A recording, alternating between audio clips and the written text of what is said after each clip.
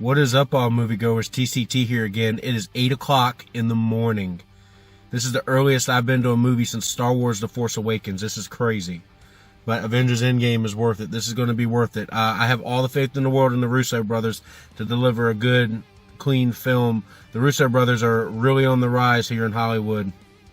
I am really excited to see Endgame. It's going to be a long movie. It's going to be almost 11 o'clock before I get out of here. But I will give you a discussion as soon as I get out of here. I'm here at the Alamo Draft House again.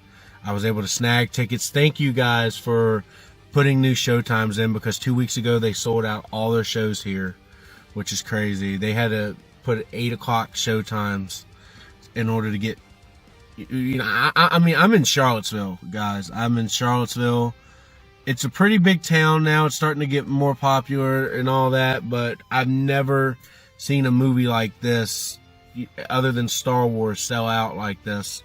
So we're going to see, this is going to break the box office record. I already know that. But I am super excited to see this. I'm going to go in here, order my food, and sit down for this 3-hour movie. The one thing I like about Alamo Draft House is you don't have to sit through many previews. You do not have to sit through 20 previews. It's maybe 2 or 3, sometimes 4 previews, and that's it. Then the movie gets underway. So one good thing I like about this place. So I'll be back in 5.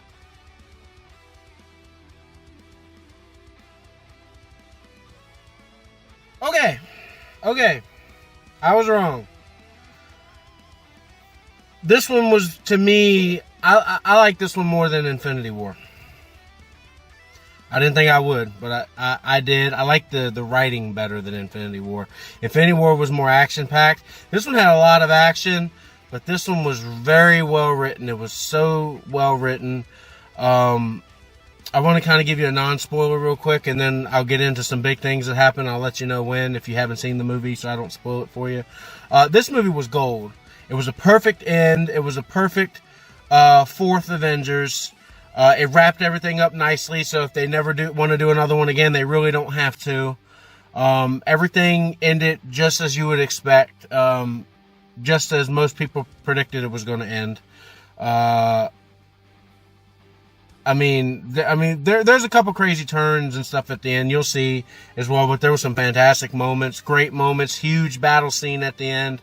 A lot to do with going to the quantum realm. I'll get into that in a minute.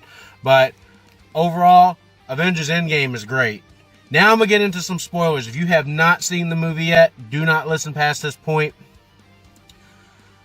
Okay, the main thing was, were they going to save the universe? And they did, to a point.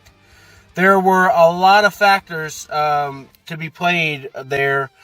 They used Ant-Man's quantum realm technology to go back in time to take the Infinity Stones and use them to snap everybody back. But if they weren't killed by the snap, they weren't able to be brought back. You know, so that was the only thing about that, was when they each had to go to their little missions to get the Infinity Stones. They each encountered a different part of their past. You know, Tony saw his father again. Captain America saw Peggy again at a young age. So on and so forth. Thor saw his mom.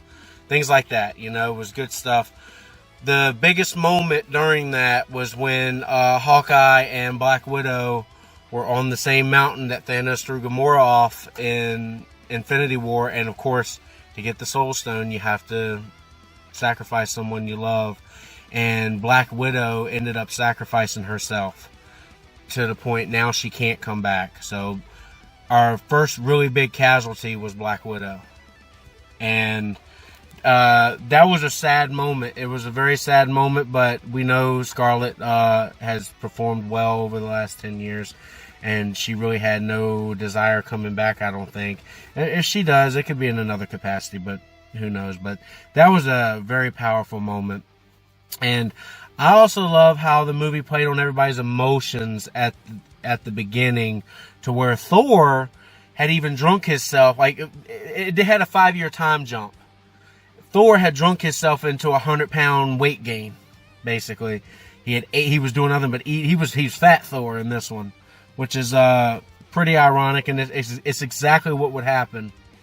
I don't want to give too much away. I want you to go experience it for yourself. But excuse me. But there's a couple big things that I am gonna give away. The end of it. I am going to tell you the end of it because I kind of want to talk about it. The end of it was beautiful. It was very well executed. It was well done, and it was probably the saddest moment in the Marvel Cinematic Universe. Do you remember in Infinity War when out of 14 million possibilities, Doctor Strange says there was only one possibility where they would win?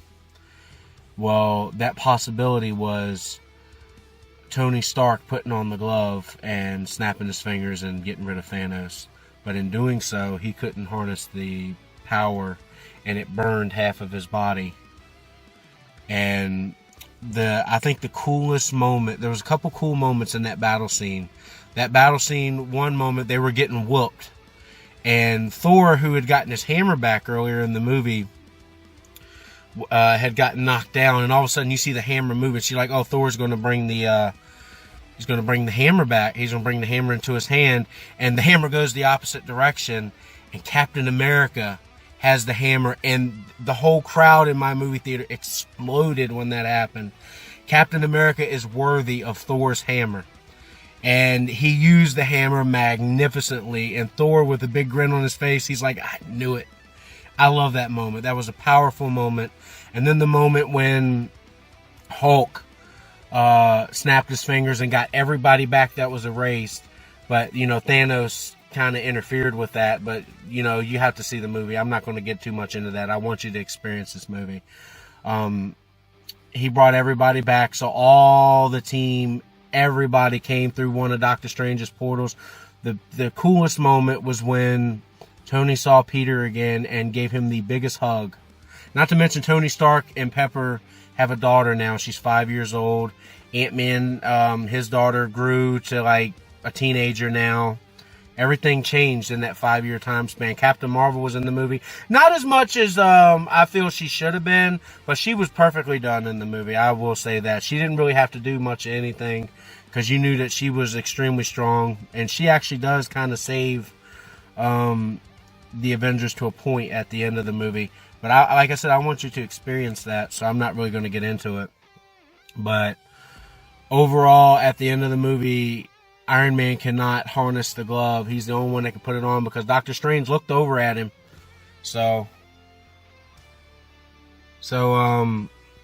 after Doctor Strange looks at him, Tony kind of looks at him, and Doctor Strange holds up a wand. It's like, this is the one shot, and Tony knows what he must do.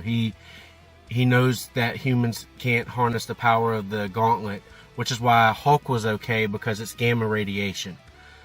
Tony couldn't harness it, but he put it on anyway, and he saved everyone.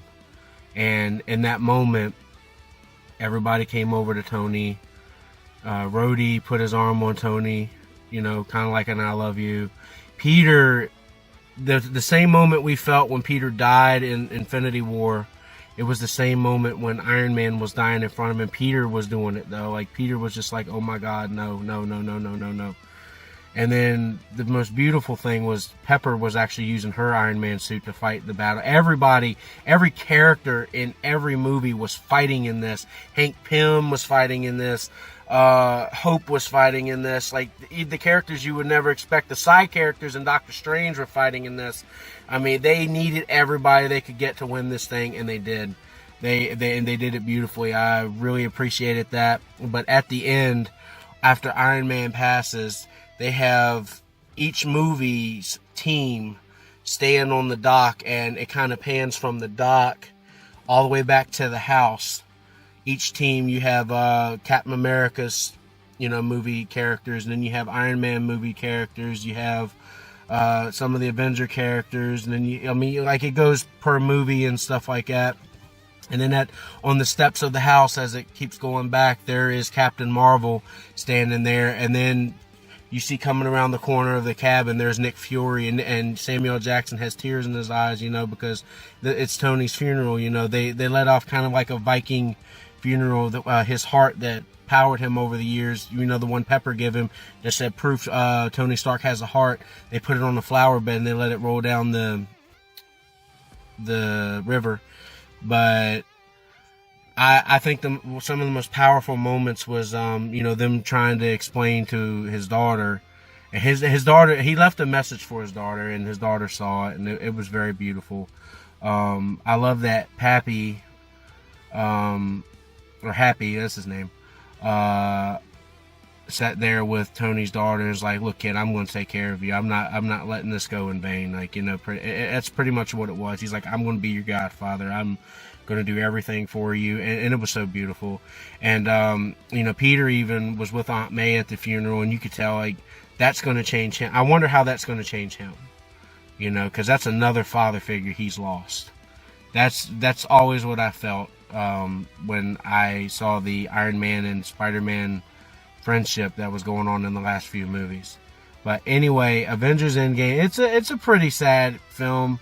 There's no end credit scenes, guys, so if you skip past my spoilers and you made it to the end, there is no end credit scene except a couple sounds, and that could be sounds of the next movie or Secret Wars or something. I don't know. But you do not have to stay. There's no reason to spend the extra 15 minutes in there.